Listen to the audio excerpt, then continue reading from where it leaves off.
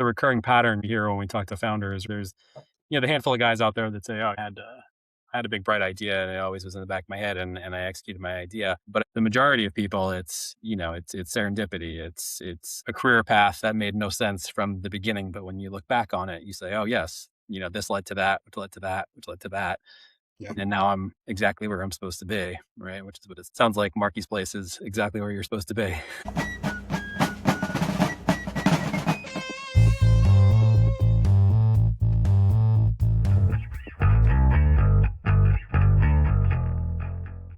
Hello and welcome everyone to this episode of Founding Fathers. For those of you that don't know us, I'm Dan Cashman. This is Yakov Klein. Together, we are the founders of Cashman Klein, a leadership development firm. You can find us at cashmanklein.com. In addition to being founders, we also happen to be dads. And so here on the Founding Fathers podcast, we interview other founders and CEOs just like us who have gone through the dual role of starting a business, leading a business, and also being a dad. So we'll cover it all from baby bottles to business models and pitch decks to play dates and everything in between. Here with us today, we have Shawn Ekwall, the founder of Marky's Place, a good friend of ours from the healthcare world in New Jersey. And Shawn, I'm going to toss it over to you to tell us a little bit about yourself, your Marky's Place origin story, and your background. Thank you so much, guys, for having me on. I really appreciate the opportunity to talk about myself and Marky's Place. My kids. The origin story is really long. I could go on probably for a half an hour. I'll just say I feel very, very, very fortunate to be in a place where, my life and my career sort of have intersected. I've been in healthcare leadership 20 years, right? And I've been working in the ABA space professionally for just about a year, a little over a year. But I've been an autism dad for 20 years. My son, Mark, is going to be 20. So it's been quite a journey and quite a journey ahead still. That's great. So as you mentioned, Shawn, so obviously you've been a dad for 20 years, but you only just recently went ahead and got Marky's Place started. So tell us a little bit about there. Like what really drove that for you? What led you to say, you know what, I can do something different or better than what I'm seeing out there? So, it honestly was, I think, sort of things just aligning. So in some ways, luck, in some ways, fate. I didn't set out to start an ABA company. And the story is a little, like it gets a little long, but so maybe I'll kind of start, back 20 years ago, where I met my now wife in college. And a couple of years into our relationship, her mother unfortunately passed away. So we left school and I started my first business. We got in a little apartment and we had a kid. We had my daughter, who's now 21, and I started a glass and mirrors business out of all things. So fast forward about a year, being about 20 years old, running around trying to do glass and mirrors. It didn't work out, just to keep it short. And I was out of work for, a good 6 months or so and trying to find my place. I needed to do something with my life. And then I just happened to hear about an opportunity, a New York City Health and Hospitals clinic called the Roberto Clemente Center. They were looking for like a front desk clerk, and so that kind of began my journey into healthcare. I went to a role as a COO with a spinal neurosurgical private group in New Jersey. And it was right around the time I was unfortunately laid off for the first time in my career. A friend reached out to me and he said he had this friend who had a behavioral health platform that was virtual and maybe I could help introduce him to some of my network. And I was like, sure, I'm more than happy to help. But then within the next couple of weeks, I was laid off for the first time after, 18 years. At that point, I kind of decided, I never wanted to be in that position again. So I knew I wanted to go back to the business world and entrepreneur world. At some point, the path wasn't necessarily clear, but I very quickly was hired by a big FUHC in New Jersey. Wonderful, wonderful people for a regional director role. And as soon as that happened, I reached out to this guy and we spoke. And as we were speaking, I mentioned that my wife was at the time finishing her postgraduate degree to become a BCBA to work with, folks with autism. And he kind of looked at me and he was like, we have been approached by several ABA companies recently looking to partner with us. And we did some due diligence and we decided we'd rather do our own company. And then he looked at me and it was like out of a straight out of a movie scene. The clouds cleared out, the ray of sunshine, shone down. And he looked at me and was like, would you like to start an ABA company? I was like, oh my God, of course, of course. It's just an incredible opportunity.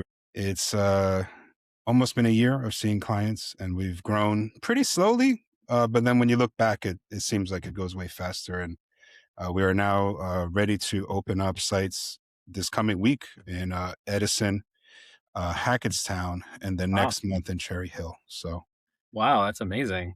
yeah, we're super excited. Yeah, I feel like this is a recurring pattern, we hear when we talk to founders, right? So there's, the handful of guys out there that say, oh, I had a big bright idea and it always was in the back of my head and I executed my idea. But I feel like the majority of people, it's serendipity. It's a career path that made no sense from the beginning. But when you look back on it, you say, oh yes, this led to that, which led to that, which led to that. Yeah. And now I'm exactly where I'm supposed to be, right? Which is what it sounds like.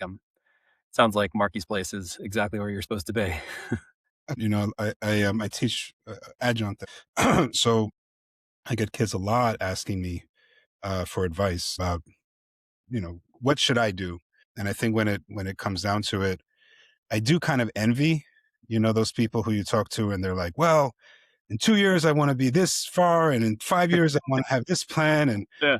I have had friends who they mean the best, great leaders in healthcare, and we've been out at dinner, and they're like, "So, what's your plan, Shawn? What do you want to do?" And I'm like, "I don't know. I know for sure that I want to serve. You know, but this all made it click, right? Because the reality behind the mission of Marketplace is my family's story, right? Which is 20 years ago, we knew my son had autism.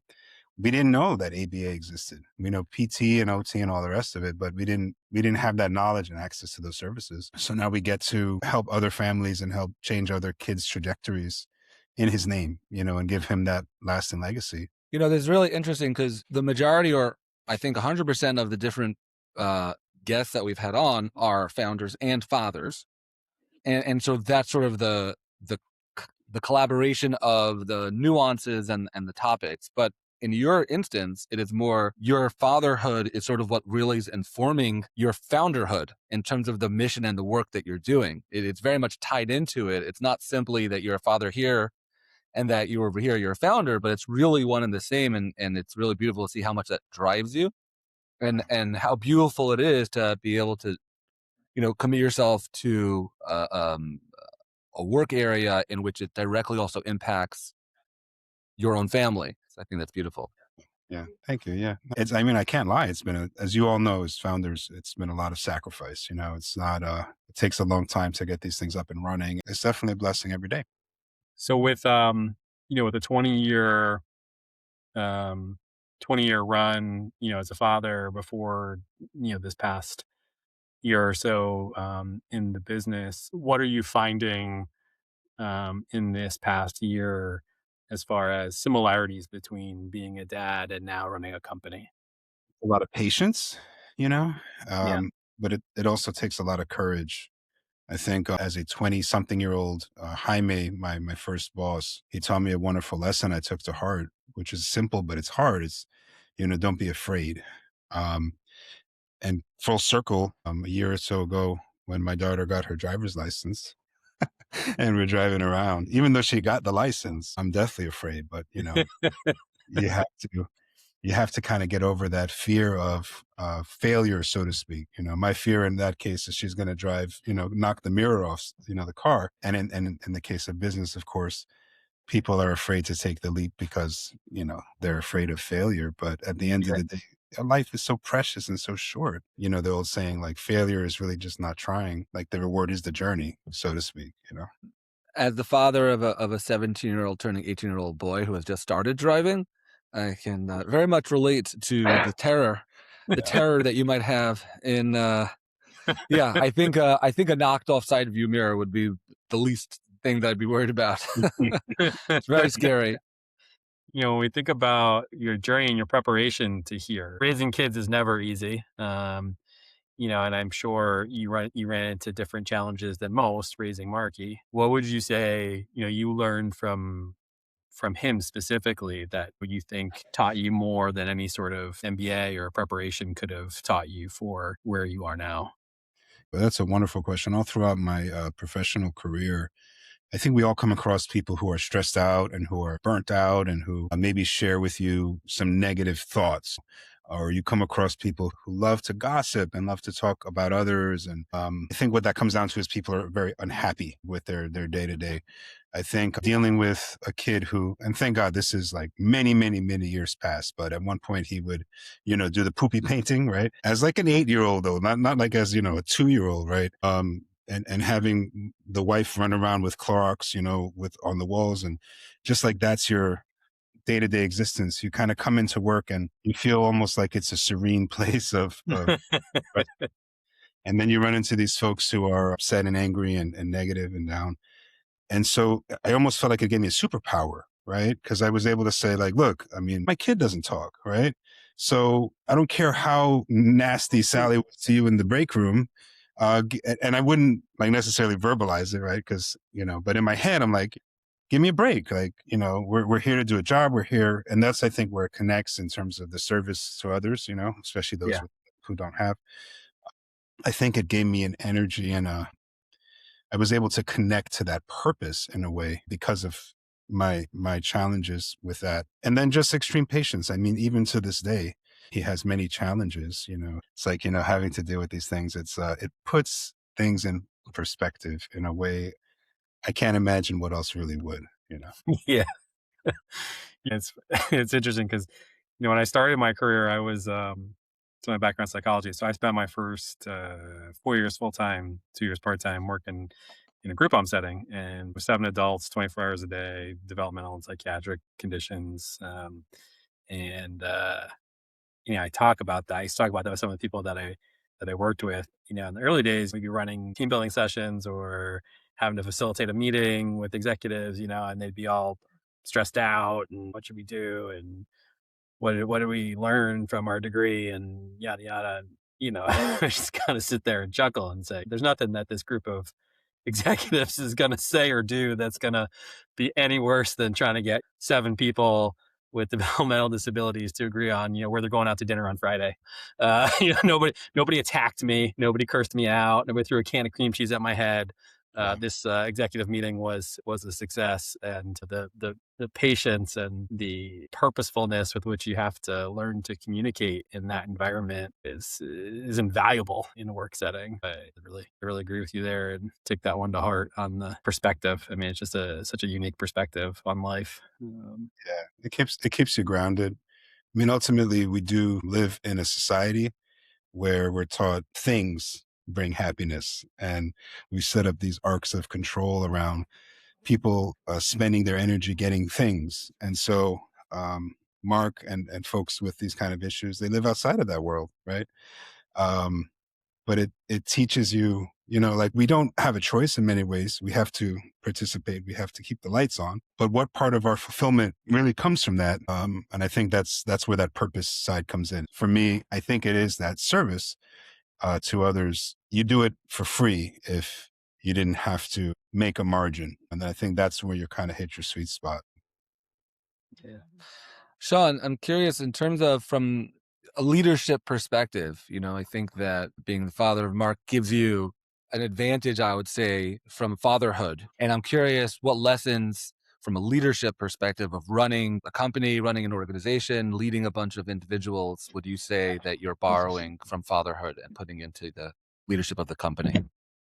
I think one of the things that resonates with me the greatest when we talk about leadership in our space, being healthcare, is something I heard not even that long ago, which, and I don't remember exactly verbatim, so I'm not going to try, or who said it, or I probably saw it on Instagram or something, but it's something to the effect of our job really as executives, as top leaders in healthcare, it almost doesn't have anything to do with the patient care anymore, right? It's more so important, how are we taking care of our people? And so when I look at it from that perspective, there's so many parallels. When the staff don't do what they're supposed to do, what did I do wrong?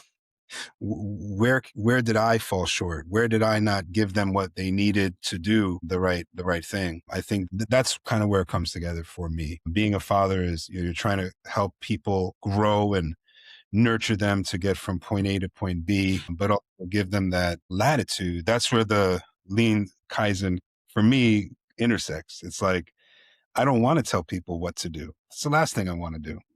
I want people who are aligned already with the vision of service, the mission of service, and I want to give them the tools to do what they think is the best thing with support. And of course, achieve the outcomes, right? If we're not achieving the outcomes, then something's off. But I see it very, very similar. Um, and I suppose from anyone's perspective, you have different types of leadership. So some people feel paternalistic and militaristic, but ultimately it is because they've been taught or they think that that's how to get the results. It's just, are you working with the people to grow them, or are you working with them as tools who are not important? Yeah, I think that's such a good point because when you lead people, obviously, you're putting a mark on them, right? And so, the ability to step back and say, what was my part in this? I think is such a challenge for many leaders. But you're right, as a father, I mean, that skill is kind of innate, right? It's there every day. It's right in your face. You're dealing with kids who are a blank slate genetically. Nature and nurture, you have a heavy hand in, so you have no choice but to say, what is my role in this? And I think that is definitely an advantage of being a father walking into a leadership position, is really understanding the impact that you have on others. You talked about kind of setting the conditions and creating a good environment in such a challenging field. There's high turnover. There's daily challenges. How do you maintain a culture of compassion and engagement? Yeah, absolutely. We really just try to treat people like people. We also want to recognize and understand where they are and what our relationship means to them. Because we have some folks who hopefully will be with us for their whole careers. We have some other folks who are 20 or 19 even, and they'll probably be with us a year or two and get their degree and go elsewhere. So, it's understanding what they need, but then trying to provide a caring, nurturing environment for the staff. Looking back to Shawn of 18 months ago, 24 months ago, or someone similar to that who hasn't started their own business but is on the verge, what would you tell them now with the power of this experience that you've had so far? I'd be very supportive. You just have to have the conviction and just know that there's really no failure, right? You're learning from the experience, and if you're passionate about something, you're just going for it. I really truly believe, not to get corny about it, but like, you create the reality around those kind of energies that you put out there. So I think the only thing that holds people back at that juncture is their own fear. And it just comes down to that. Like, just don't be afraid. One of my favorite quotes ever, I used to have it hanging in my cubicle, was that doubt has killed more dreams than failure ever will. Yeah. And it really speaks to exactly what you're saying. And whenever we're working with clients, actually, and either from a consulting or a coaching standpoint, and there's a plan that we could try in place, and they'll say, no, this is not going to work here, or you don't understand, or I need all these 10 questions answered before we take the next step. What I'll often say, and what we've said many times, is let reality tell you what's going to work and what's not going to work. Don't let inside an office room, inside a conference room, stop you. Let the real world and the practical challenges, and you could spend your time here trying to brainstorm for every single possibility, hypothetical question that you need to answer, or you could go out, let the real world tell you what's working, what's not, and then you have to go meet the real questions that you didn't even think of in this conference room. There are challenges that you don't even realize that you're going to hit, and you got to get those. And so I feel that really speaks to sort of the approach that you're talking about. Yeah. I mean, it's going to happen regardless, right? Like, time goes on, whether we're attacking it, or we're just being passive. Either way, these 20 years, we're going to pass, either way. Um, Yeah. so, and then that's the scary part too, right? Because now in the mid 40s, it's like, okay, what's next? Mid 60s, mid 70s, right? But then that's also what the motivator is, right? So why am I in the gym now 4 days a week? It's because when I am in my mid 70s, I want to be able to get out of bed and feel okay, right? So you do gain that wisdom. So it's like, don't have the fear, but still prepare, do the work. Like, we're fortunate that we get to do the work. Yeah. right? So be grateful. Yeah. Shawn, this perspective that you have, which is great, is that a perspective that you think you had naturally, or is it something that came through your experiences with Mark or as a father, or this is something that you got from your parents already? I think a lot of people theoretically would like to think this way in terms of go out, really understand the fragility and the shortness of life, and understand that there's nothing stopping you but yourself, and all these things that a lot of people may hear. And to some extent, you're right, they're cliches, but to some extent, they're they're a cliche for a reason. I mean, it's true in so many ways. Mm-hmm. A lot of people can sort of learn that along the way if they have a good mentor, or if they go through an experience, and then maybe they have good parents, right? We're talking about fatherhood here as well, or it's just sort of it's their nature, and there's not a lot of nurture that was gone into it. So I'm curious if you could identify where this approach that you seem to live out, what's the origin story of that perspective and that approach? That's a really great question. It's not something I've really thought about very deeply. But I'd say I think it is definitely a product of the experiences. It's tremendously painful and hard to have a disabled child, and it's selfish. But selfishly, I feel a great grief, a loss of what I thought would be. But then on the other hand, it's like, how do you cope? How do you deal? How do you move on?